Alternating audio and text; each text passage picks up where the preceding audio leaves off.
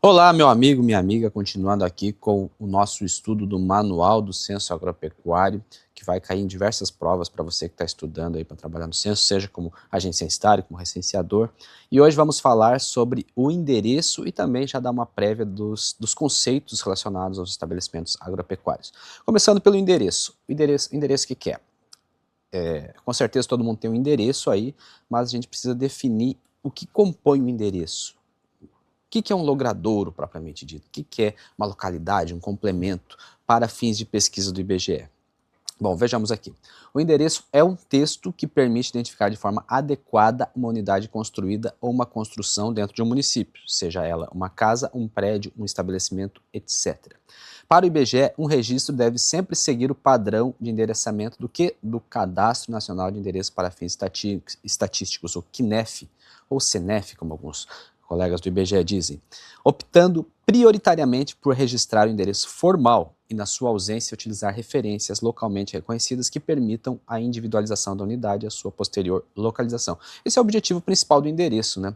É permitir a localização, encontrar onde fica, individualizar, para saber exatamente onde a pessoa que vai fazer a coleta de dados tem que ir. O endereço ele possui vários componentes, como nós podemos observar aqui: logradouro, localidade, CEP, número, modificador, complemento, ponto de referência, coordenada. Nem todos possuem todos os complementos, os componentes, mas boa parte dos endereços possuem. Então nós vamos saber exatamente o que é cada um deles, o que significa. Logradouro. Logradouro é o nome da rua, nome da estrada. O conceito mais formal é o primeiro componente, que consiste em uma área pública de circulação de pessoas, veículos e mercadorias reconhecida pela comunidade. Então, quando você vê logradouro ali, é basicamente o nome da sua rua, o nome da estrada que você mora, o nome da sua rodovia BR-163, Estrada da Pompeia, Rua Minas Gerais, um exemplo. Esse é o logradouro. Esse é o primeiro componente de qualquer endereço no país. Na maioria das vezes é associado a um nome de conhecimento geral, e nas áreas rurais esse conhecimento precisa ser explorado pelo recenseador, porque na área rural geralmente não tem nome as estradas. Então, estrada da igreja, por exemplo. Poderia, porque tem uma igreja ali. Ou estrada de acesso a determinada propriedade. Só que, veja bem, você vai saber exatamente aqui, conforme está no manual. Nunca deve se individualizar. Por exemplo, estrada da casa do João. Não. Tem que ser um nome que, por mais que seja conhecido, que não identifique uma pessoa. Em seu registro, deve-se denominá-lo preferencialmente segundo a forma oficial reconhecida pela Prefeitura, sem omissão de termos e abreviações. Caso um logradouro não possua um nome oficial ou não seja possível identificar esse nome, deve-se prioritariamente utilizar o nome localmente reconhecido, como eu citei, por exemplo, Estrada da Igreja. Aqui tem alguns exemplos também: Estrada Buriti, Rodovia BR-101, Travessa Santa Inês, Rio Imperador, Acesso para Lavras. Tudo isso é um logradouro. E localidade, o que é a localidade? É o nome pelo qual é conhecido o local ou a região onde está situado o endereço. Então, é o nome da localidade. Não tem muito o que falar sobre isso, né? Mas é bom que você saiba o conceito formal. Nas áreas rurais, ele indica o nome dos povoados, nome do lugarejo, nome do assentamento, comunidade, quilombola, enfim. Nas áreas urbanas, assemelha-se ao bairro. Então, essa é a localidade para fins de pesquisa do IBGE. Em seu registro, é importante não utilizar expressões genéricas que não permitem identificar de fato a localidade. Recomenda-se que o nome da localidade seja perguntado à população local sempre que possível. Chega no domicílio, ao fulano: como que é o nome dessa localidade aqui que você chama? Localidade tal. Beleza, é como a pessoa conhece lá. São exemplos de localidade: Ilha de Santo Antônio, Serra das Flores, assentamento Chico Mendes e por aí vai. CEP, o Código de Endereçamento Postal, é o cadastro das áreas de endereçamento mantidos pelos Correios. É um conjunto numérico constituído de 8 dígitos que é atribuído a uma área de endereçamento. Em áreas de alta demanda postal, um CEP pode estar associado somente a uma localidade, logrador, enfim. Normalmente é assim: até 50 mil habitantes, o padrão é um CEP único por município. Passou de 50 mil habitantes, os próprios Correios fazem uma divisão ali por CEP para facilitar a entrega de encomendas e tudo mais. E é utilizado também pelo IBGE, o componente do CEP. Numerador não, número e modificador. Tendo registrado o logradouro, a localidade e o CEP do endereço que está sendo trabalhado, é necessário então registrar os demais componentes, sendo os primeiros número e identificador. Aqui é um caso muito específico nessa imagem aqui: uma propriedade rural com um número ali 56. Isso é raríssimo acontecer. Normalmente no interior, na área rural, não tem número. Então você vai destacar geralmente para localidade, logradouro, nome da estrada, o CEP é o CEP normalmente geral do município, se é uma cidade pequena, número normalmente não existe, mas em áreas urbanas, mas se existir, né, você vai demarcar, vai atualizar inclusive no cadastro IBGE, caso não havia número na última vez que o recenseador passou lá, agora vai ter. Modificador. Modificador é um código alfanumérico também que está associado ao número, mas geralmente ocorre apenas em áreas urbanas, principalmente cidades maiores, está associado à informação do número, sendo alfanumérico podendo existir ou não. Ou seja, modifica o número quando há necessidade de diferenciar mais de uma posição no logradouro com a mesma numeração ou de adicionar informação a ela. Exemplo aqui, ó.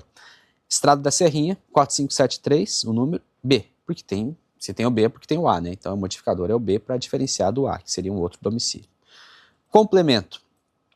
Complementa a informação do número e modificador, permitindo diferenciar unidades com a mesma posição. Complemento geralmente é fundos, frente, andar 1, andar 2, esse tipo de coisa, né? Muitas vezes ao chegar a um número em um logradouro, observamos a existência de várias unidades cujo acesso se dá pelo mesmo número, ou seja, dentro daquele mesmo terreno, que compõe um único número, tem fundos, tem a frente e tal, isso aí é tudo complemento.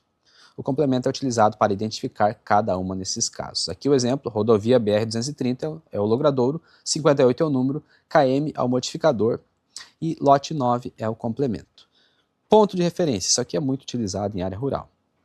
É uma informação descritiva de pontos fixos e estáveis de fácil visualização para facilitar a localização dos endereços. Normalmente é precedido de expressões que indicam a posição ao lado do, em frente a, atrás de. Então veja só, aqui também tem no nosso mapa mental a mesma informação, um pouco mais destrinchada. O uso é fundamental nos casos em que não é possível registrar adequadamente o endereço. Vamos supor na área rural, tem uma propriedade que fica ao lado de um riacho. A forma mais fácil de você definir onde fica é colocar ao lado do riacho, entendeu? Porque estrada da igreja, sem número, ao lado do riacho. É a forma de localizar em campo. E é claro que vai ter a coordenada também, que eu já vou mostrar para vocês, que hoje em dia é essencial, principalmente na área rural.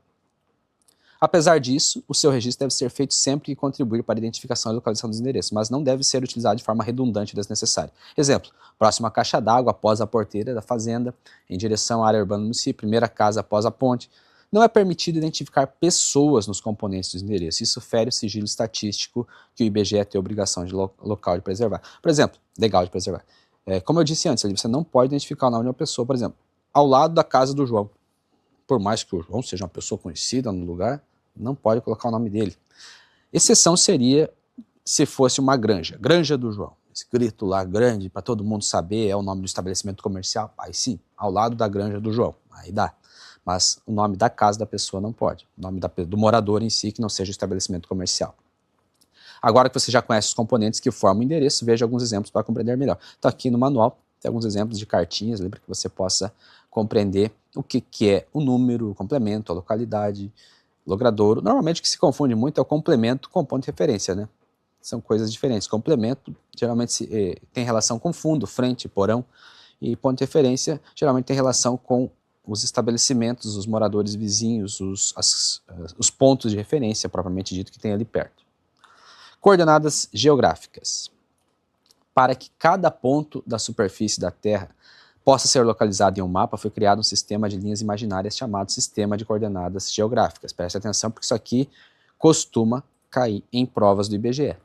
As coordenadas geográficas consistem em um dos métodos mais eficientes de localização, pois permitem identificar qualquer ponto na superfície da Terra por meio de dois valores, latitude e longitude.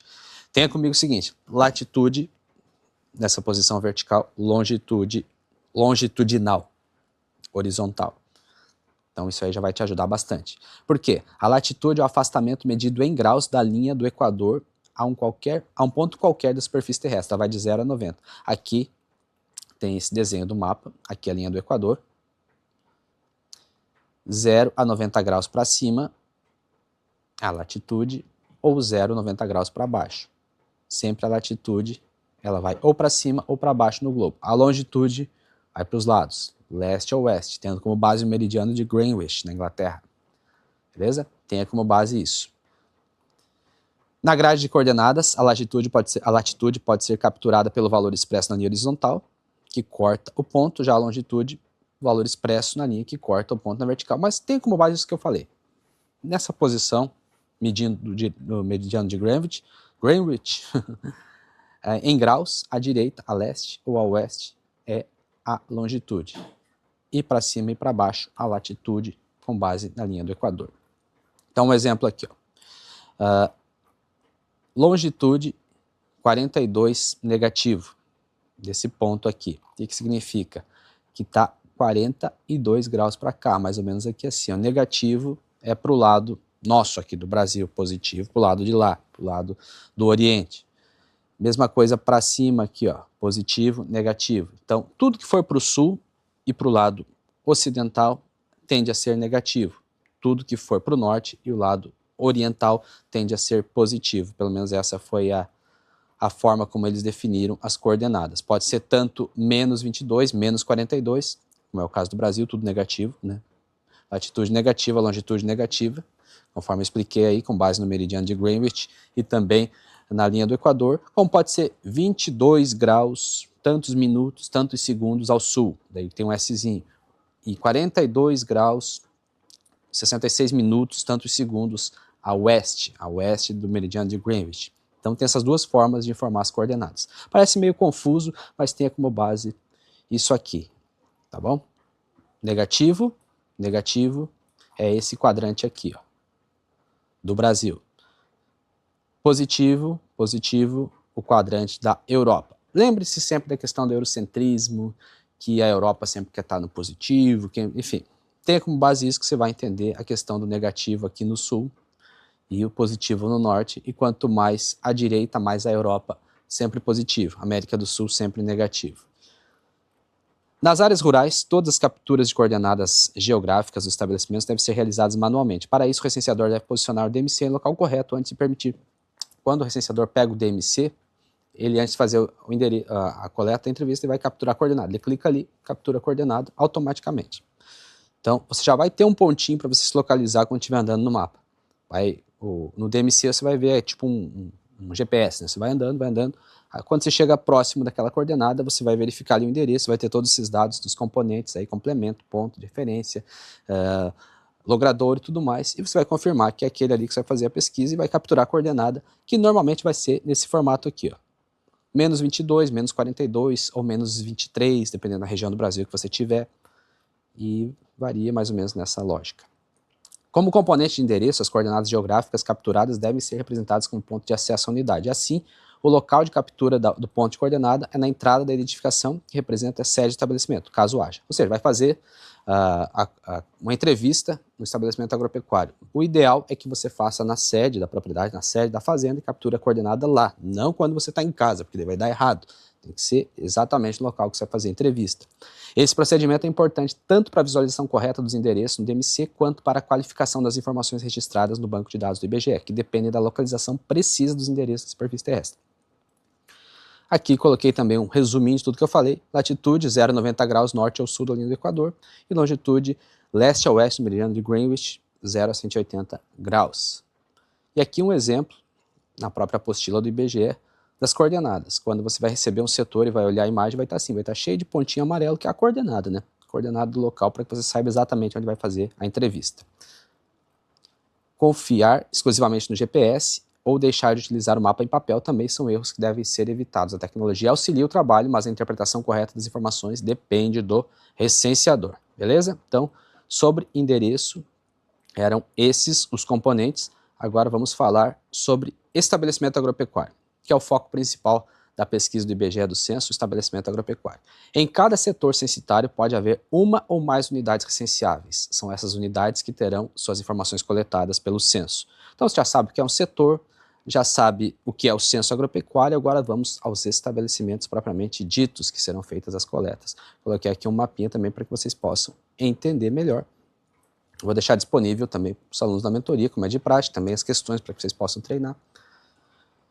Bom, são consideradas unidades recenseáveis somente aquelas que tenham produção ou exploração total ou parcial dedicada à atividade agropecuária, florestal e aquícola. Aqui tem algumas palavras-chave. Unidade de produção, exploração total ou parcial. Aqui eu não só faço, não é só um estabelecimento agropecuário, eu também faço o comércio, eu vendo. Então, mas você produz as coisas aqui. É um estabelecimento agropecuário? Sim. Então, não precisa ser só isso, total ou parcial. e também florestais e aquícolas entram também, beleza? Não é só agropecuário, é um pesqueiro ali, um açude, um pesque-pague, você vai ver aqui que tem algumas situações bem pontuais. Que façam venda ou subsistência. Mas eu não vendo nada, isso aqui é só para mim, isso aqui eu vivo só disso. Subsistência. Então já vai saber, já vamos entrar nesses méritos aqui do que é subsistência, o que é venda. Para compreender melhor o conceito de estabelecimento agropecuário, é importante conhecer dois conceitos fundamentais, data de referência e período de referência. Indica o momento, a data de referência específico ao qual determinadas informações devem se referir. A data de referência é importante, porque o IBGE ele apresenta durante o censo um recorte da situação do Brasil, como se fosse uma fotografia do Brasil em determinado momento. Então, vamos supor que um recenseador chega em determinado estabelecimento no início do mês e pega os dados daquele dia. E daí chega em outro estabelecimento no outro mês, pega o dado daquele dia.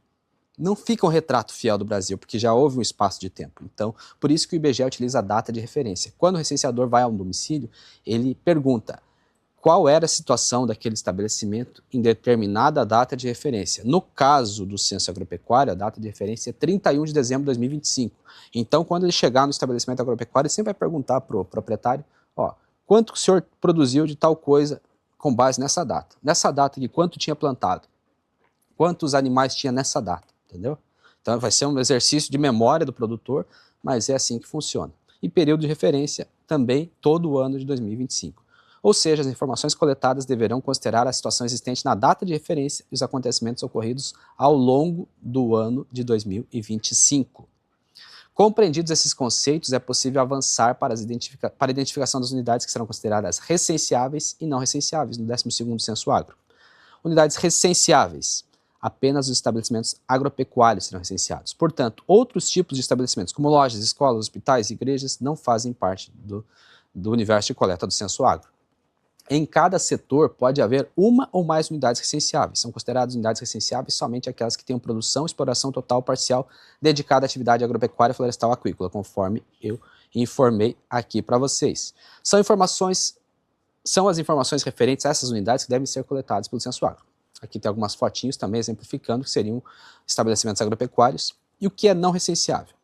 Em uma propriedade rural pode existir uma moradia com alguns animais domésticos, quintal, jardim, algumas árvores frutíferas, horta doméstica, sem que exista unidade de exploração agropecuária, florestal, aquícola. Ou seja, aqueles domicílios que não fazem venda, aquelas unidades, melhor dizendo, nem subsistência, nem é só daquilo que o cara vive, não devem ser recenseados.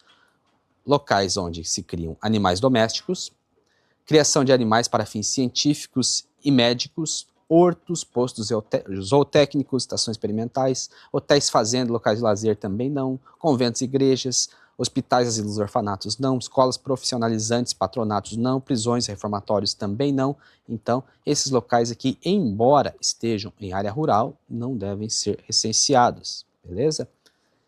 No quintal de uma residência, as árvores frutíferas, jardins, é apenas para deleite dos moradores.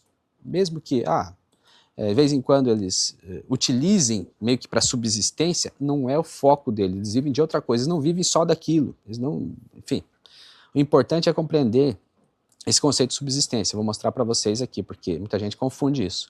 Produção de subsistência é aquela na qual os alimentos produzidos são voltados para atender as necessidades vitais, olha essa palavra, vitais do produtor e sua família. Se não tiver aquilo ali, o cara morre, vai passar fome, entendeu? Então não é o caso de um pomarzinho ali, de laranja, de fruta ali que a pessoa utiliza para deleite, como disse aqui no próprio manual do IBGE. Eventualmente, parte dessa produção pode ser comercializada, trocada ou vendida para atender outras necessidades da família. Nesse caso, a quantidade, qualidade ou diversidade de alimentos consumidos pela família depende totalmente da sua maior parte da atividade agropecuária. Mas então, como identificar se há uma unidade recenseável aí? Não é possível identificar apenas olhando através da cerca ou sobre o muro se existe uma atividade agropecuária, florestal, aquícola. O recenseador deve sempre perguntar à pessoa que encontrar na propriedade se ali existe alguma atividade de exploração agropecuária, florestal ou aquícola. É importante destacar que a classificação será realizada pelo questionário de abordagem inicial e não por uma decisão direta do recenseador.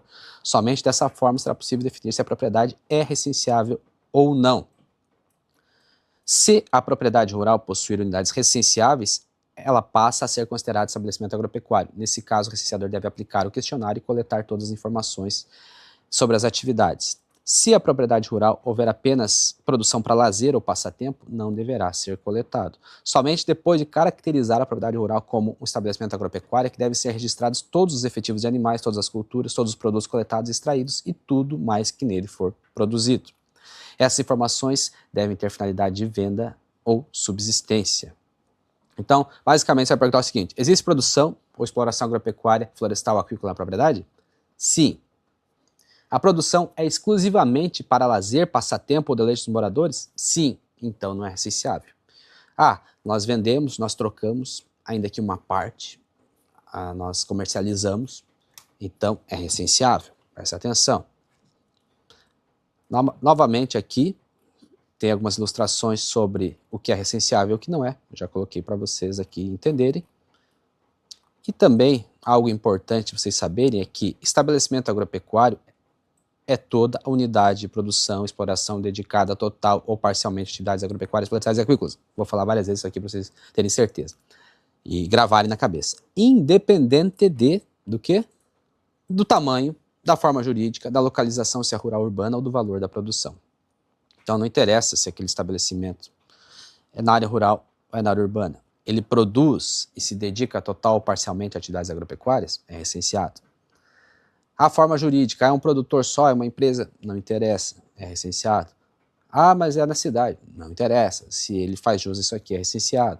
É muito pouquinho o valor que ganha, teve meses assim que não ganha nada. Não tem problema também, não deixa de ser um estabelecimento agropecuário por conta disso. Ok? Então, está aqui no mapinha para que vocês possam olhar quando tiverem com dúvidas e também olhem sempre no manual do recenseador, que isso aqui ajuda muito. Na próxima aula vamos falar especificamente sobre as atividades agropecuárias, florestais e aquícolas, vamos dar uma geral sobre elas, produtor sem área e também situações especiais que envolvem o Censo Agro. Estamos quase chegando no final das nossas aulas de conhecimentos técnicos para o Censo Agro e espero que vocês estejam gostando bastante. Beleza? Abraços e até a próxima.